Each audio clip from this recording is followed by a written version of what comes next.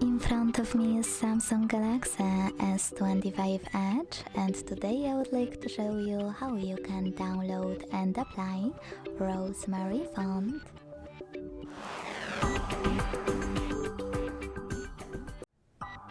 Begin by opening Devices Settings.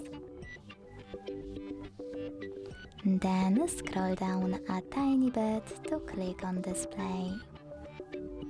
Over here. When you're ready, scroll down again to click on Font Size and Style. Tap on Font Style and click on Download Fonts. Now tap on this button next to Rosemary one.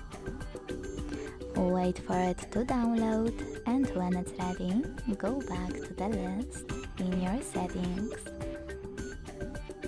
Lastly, click on it in order to apply it and go back. Thanks so much for watching. If you enjoyed this video, don't forget to leave a like, comment and subscribe. Bye!